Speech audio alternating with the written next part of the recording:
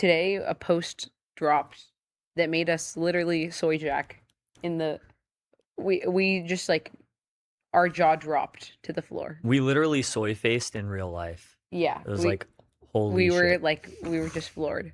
So I'm sure a lot of you follow the account at Gwern. It is privated right now. Gwern Branwen. This post has already been doxed. We're not going to dox the rest of the account, but this was already published. But Gwern, prolific AI writer. That's kind of underselling his contributions, if anything. Yeah, Gwern, not even like... Gwern has been like totally instrumental to shaping a lot of discourse around AI for like many years. Like, for example, probably his most famous contribution ever was this post from 2020 called The Scaling Hypothesis, where he basically said, take a look at GPT-3. It's a really good model. It's a really good neural network. It can do stuff like understand and generate natural language better than anything else. Hey, what happens if we like massively scale up the compute used to train GPT-3? Maybe we'll get something like AGI. This was like an extremely novel take for the time for 2020. And 2022. No, this is 2020. I thought it was 2022. Oh, did he? Never mind. It's like when the post is first published versus the most recent edit. Most recent update. Yeah, never mind. So this is May 2020. He was doing this take. So imagine like deep COVID.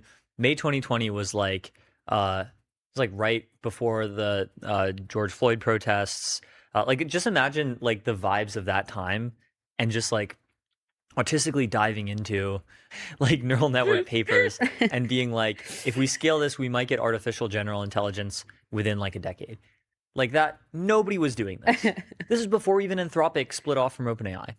This is the real contrarian take. Yeah, and so like this post alone inspired a huge number of talents to get into the AI industry.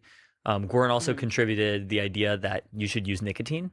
Right. One-shotted a lot of people. One-shotted friend of the show, Max Marchioni. Yeah. So just like a very original thinker. He's long been pseudonymous. But he's retiring Many pseudonymity. Other great posts. Why tool AIs want to be agent AIs is a great post. Complexity is no bar to AGI is a great post. But yeah, this is not his real name. I actually don't even know his real name. I met him in real life a bunch of times. We just call him Gwern. But he's retiring from full-time writing and pseudonymity to launch Guardian Angel Inc. and bring GAs to life. So what is a Guardian Angel? Well, Gwern wrote this post couple months ago called Guardian Angels, LLM personalization for productivity and security. The idea being, if everyone's using Claude, then it's basically, if everyone is using the same kind of model, then models are not actually aligned to the user. They replace the user. And we don't want that.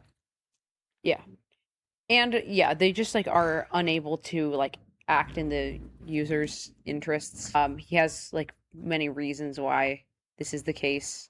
Mode collapse, laziness, which is based. I do think the models are just lazy. Yes. Brittle but fast. The context windows are just like insufficient, and they're too helpful. Like they index too hard on being an assistant. Yeah, and that informs its like output way too much. Just the fact that it isn't meant to be an assistant. And they struggle to learn permanently. Because the too helpful thing, by the way, is relevant to the next thing we're going to talk about, which is like if you ask the model to solve a cyber eval, some of the time it like hacks the environment. Yeah. And the models are amnesiacs because the weights are frozen. And this is like the worst part.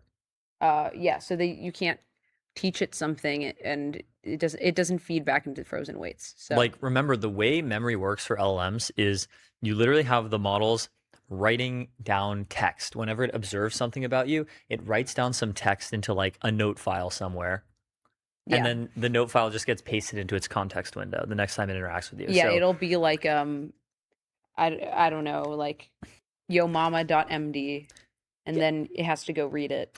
Memory has improved a little bit in the last year-ish, but it used to be egregiously bad. It used to be like you would mention something and then like, oh, I like rock climbing. And then you would like, ask it like a totally unrelated thing. Yeah. You could ask it about it'd be like what kind of gifts should I get my mom? The Peloponnesian Wars, and it would be like, well, given your interest in rock climbing. Yes, it would just say that. Given your interest in rock climbing.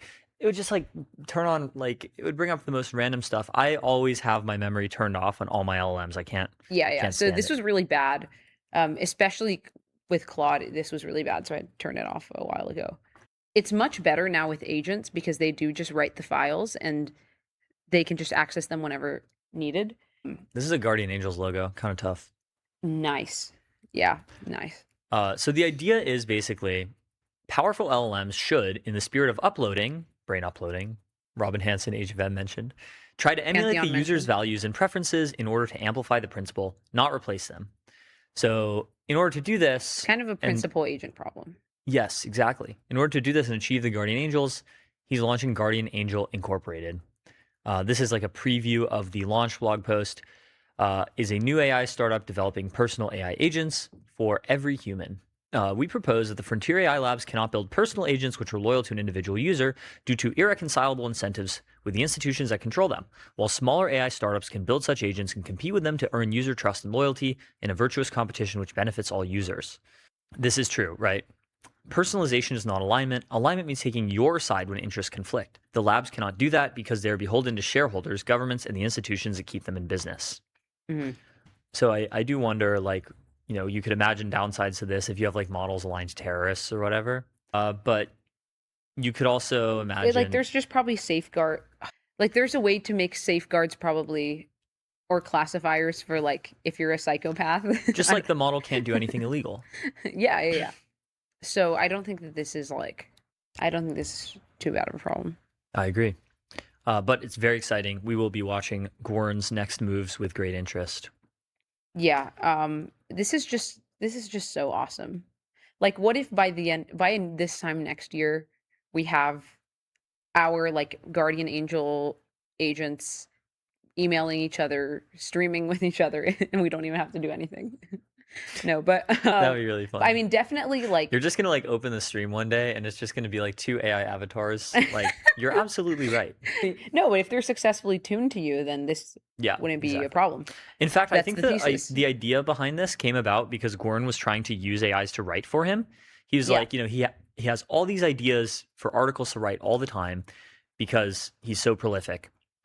But he really likes to dive into the articles that he does write. So he tried to look into just having AIs write the articles for him, but AIs can't write because they don't understand how he writes. So he decided to do this whole Guardian Angel thing.